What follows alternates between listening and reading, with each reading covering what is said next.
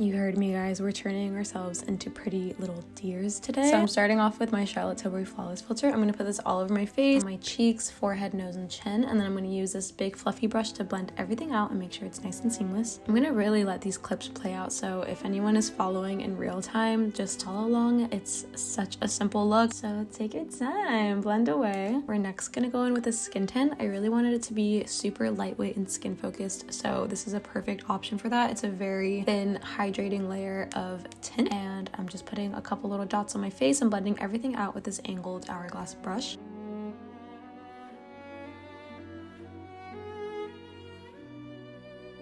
I wanted that same hydrating effect for the eyes, so I'm taking this YSL Touche Éclat, putting it under my eyes, my nose, sides of my nose, and on my cheek. I always forget what that, like my chin jaw. What is that called? Lower cheek. Right here I'm noticing it's not quite as brightening as I want it to be.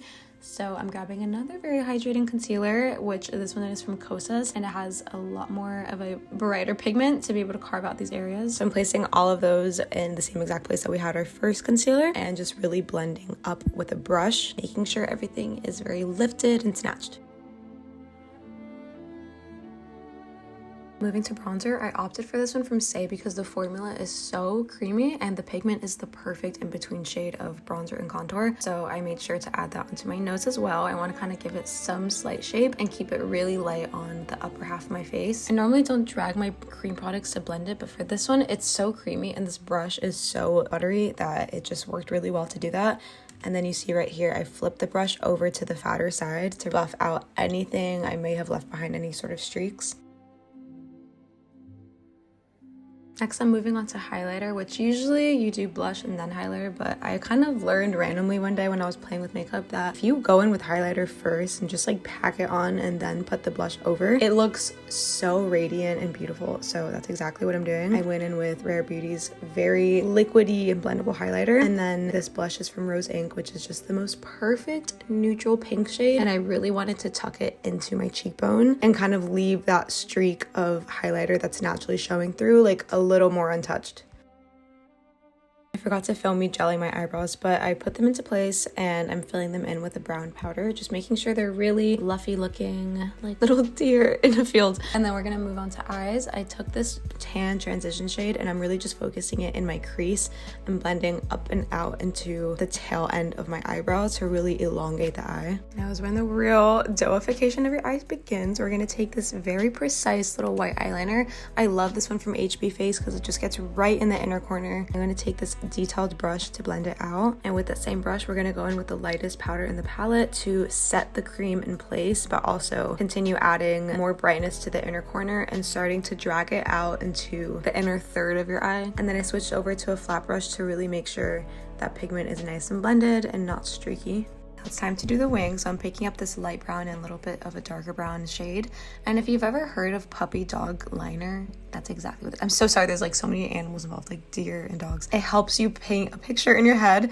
So it's like a very droopy eyeliner. So it's gonna start on your lower lash line and then it's gonna follow the shape of a regular wing. That's exactly how I'm doing here. So I'm really just taking my time building out the shape of this wing, adding more and more pigment. And then again, because everything in this look is very soft and blended, I'm going to take this smudger brush and make sure it's nice and blended before going in with our final touches to make it a wing. It's just supposed to be a really soft wing, but the blending in between that step really just like helps diffuse it because we don't want it too sharp. And now the best part of literally any makeup look, the sparkles. I'm going to take this really detailed brush and pick up some shimmer from this Makeup by Mario Ethereal's Eyes palette. I chose this palette for this because I really like how translucent this shimmer is. I wanted the brightness of the eye to really be concentrated on that inner corner and not really let the sparkles speak for the brightness. So what these sparkles do, because they're so translucent, is they kind of just accentuate the color that's underneath it. They're going to bring out the brightness of that white inner corner eyeliner, but then lay beautifully on where we kind of left more bare.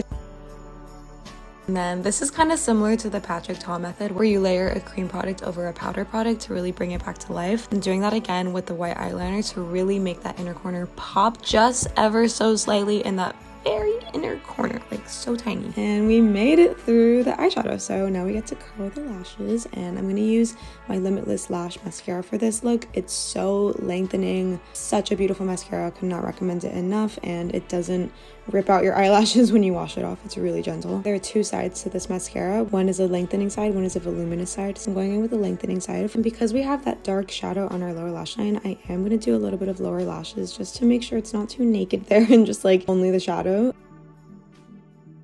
I lied, we're back to the eyes. I need help. I'm obsessed with sparkles. I put a little bit more under my wing because I just feel like I can't live without that. My brow bone and a little more in my inner corner. And now to wrap everything up, we're going back with all our powders on our face. So I'm taking this little powder puff and putting translucent powder everywhere that we place concealer.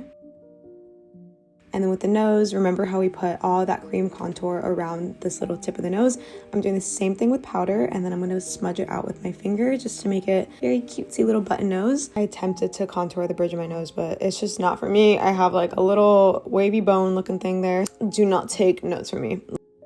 For blush, I get so happy when I get to use an Hourglass blush because they're so beautiful. Taking this exactly where we placed that cream blush before, very like tucked into the cheekbone, keeping that highlighter zone pretty free of blush. Like I want that to shine through still.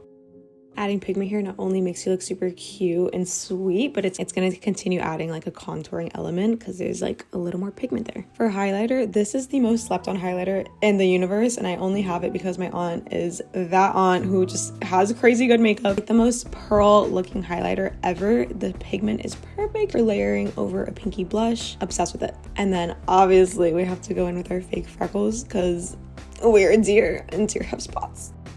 And then to wrap everything all up, we have a gorgeous, very natural lip combo. I'm taking this shade from Soshe Beauty. Soshe Beauty is so, again, underrated makeup brand. If you want any sort of like very natural but perfect lip liner, it's literally gonna be from them. I'm gonna darken that up a little bit more with this brown liner from Refy, and then I'm gonna top it off with this, one of my favorite glosses. Like truly, ever since I started using this gloss, I haven't been able to put it down. It's a plumping lip gloss from Buxom, and it's the perfect right shade. So it's perfect for pairing it with like a darker liner. You're gonna have very like doll looking lips. And that's the final look, guys. We are freaking deer. Like, give me a better makeup look. Again, maybe cat, maybe bunny, but for now we're deer. So go be cute little deer. Go do it. Let me know if there's anything specific you want to see next. Like and subscribe, and I will see you guys next time. Okay, bye.